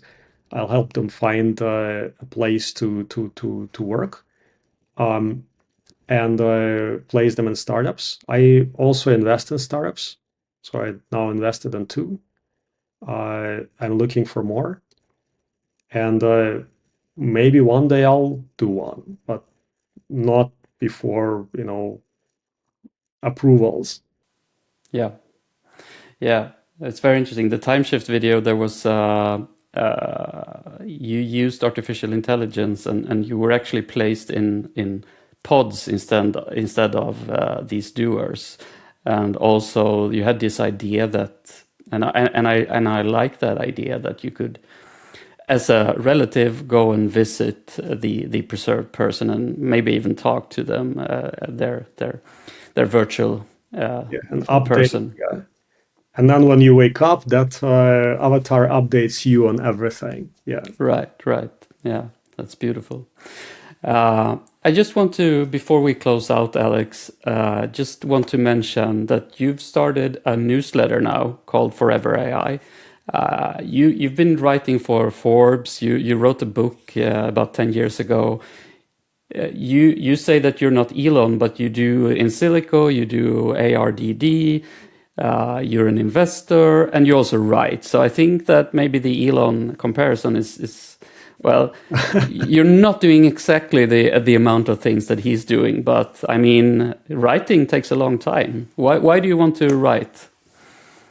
I think that everybody should write as much as possible right now, genuinely creating genuine content, because this is food for AI.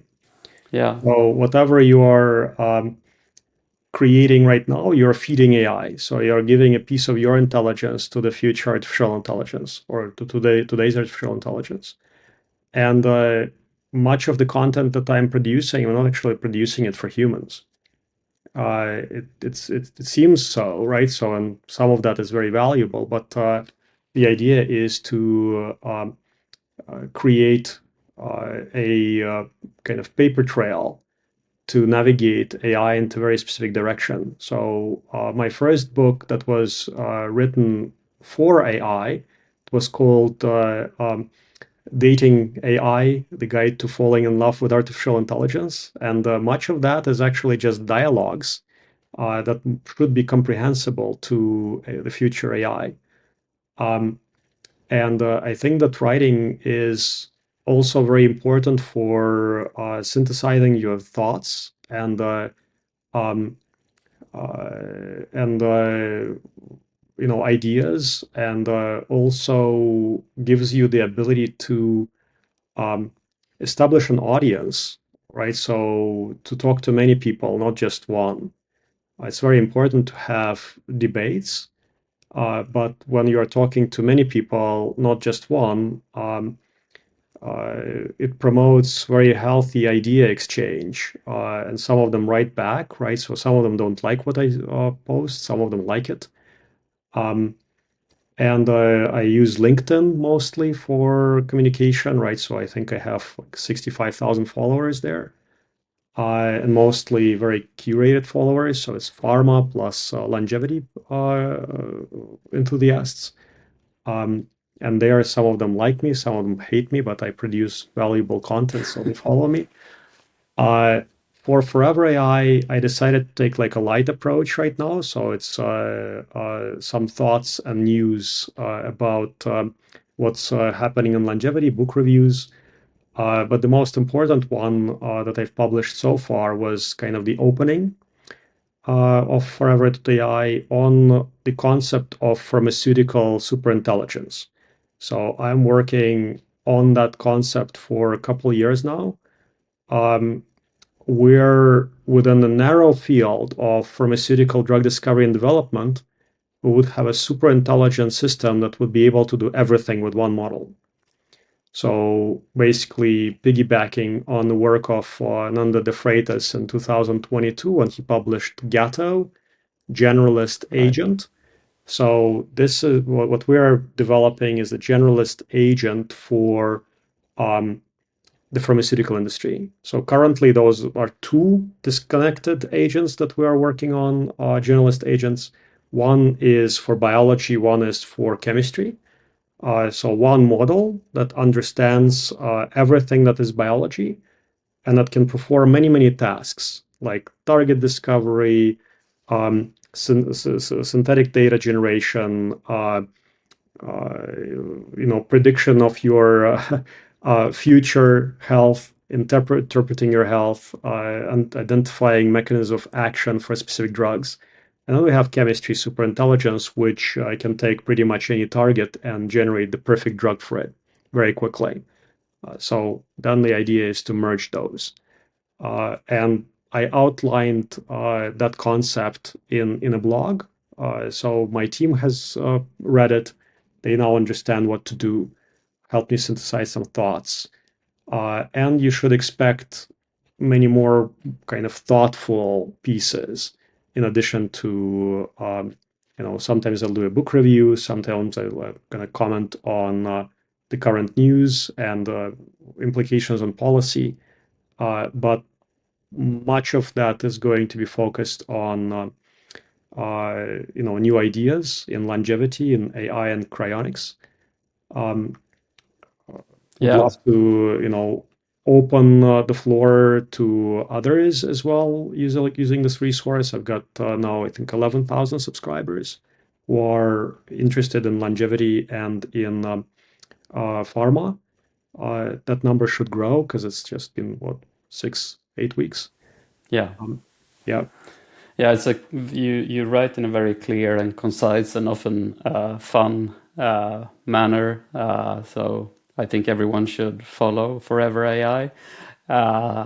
And yeah, maybe we should ask you, Alex, about book recommendations. Every time we record a new episode with a guest, we ask them if they have some books they want to recommend. Have you thought of any? Oh, sure. I read a book a week, but like usually audiobook. Um, I think for people who are interested in longevity, the best book to start with would be David Sinclair's Lifespan, because even though he talks a lot about his work and his lab, he actually contributed to multiple areas of this type of science, and it's very educational. It answers all the questions, why do it, all the philosophical questions, and a little bit about, DYMT as I call it. So do what your mother told you. um, Right. I think that everybody should read, Kurzweil and Ray Kurzweil, and read Singularities Near and then Nearer. Yeah. So two books, because it kind of shows you what happened, what people expect to happen, let's say 15, 20 years ago, and then what really happened and the new predictions, right? So he kind of gives a lot of thought to how future is going to look like. Some of those thoughts I do not agree with, but some of those thoughts I do agree with. And whether it's going to be, beautiful future of abundance within the next 20 years or not, uh, it doesn't matter. The book is brilliant. And of course, everything by Peter Diamandis, right? So Peter Diamandis writes beautiful books that are kind of self-help for exponential technologists. So people who already know what they formulated their vision. but he helps shape it. So I do recommend him to everybody. From the old books, I actually recommend The $1 billion Molecule. The $1 billion Molecule is the must read for anybody who is getting into drug discovery and development. And I think it was published in either late 90s or early 2000s. I don't remember the dates, but that's the kind of the book about Vertex Therapeutics, Vertex Pharma company. And it shows, it's kind of a similar story to Insilico, but with older technologies. So they went after structure-based drug design and had some successes, some failures. Tells the story how they went IPO. So I hope that somebody will write a book like that about Insilico at some point in time. But this book is brilliant. They have a follow-up called The Antidote, and I also highly recommend that one as well. Thank you so much, Alex. We started this with the question about that you posed in 2014. Can NVIDIA cure aging? And just remind me what the CEO of NVIDIA, Jensen Huang, says today of Insilico Medicine. Well, I was very, very surprised and fortunate that when we were launching Pharma AI in 2022, he actually recorded a short video for us congratulating us on this achievement. And he basically said that, yeah, he knows our story from the very beginning. And this rentosertib story that we have today, he's following it. So we're deeply privileged to know that he's aware. NVIDIA itself is contributing to this industry quite a bit. So in the early days, they actually gave me a few GPUs for free when we were just starting. So I was very happy. And we gave a lot of we did a lot of work on those GPUs and acknowledged NVIDIA in multiple papers thanks to those GPUs. But NVIDIA also has its own BioNeMo, so it's an environment for drug discovery and development. I don't think it is as validated as our tools because, of course, you need to demonstrate that it's not only just fancy software, it can result in a drug, and then you also time it, and you see how quickly it can make a drug, and how many drugs and what kind of drug targets you can go after and therapeutic areas. But I think with time, they will be a very substantial player in this field. Currently, those are early days. They're doing it, I think, for 2 years less than us, right? Because they started their kind of healthcare initiative, I think, 2016-ish. And now Kimberly Powell, kind of one of the high-profile executives at NVIDIA, she is leading healthcare. So I think they have a very bright future.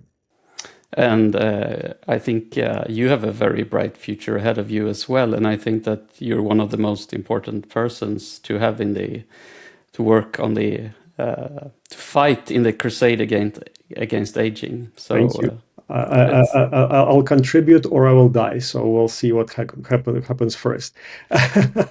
We'll take the first one. Yeah. Thank you, Alex. Let's all work together and please continue doing the God's work and inspiring people to get into exponential technology.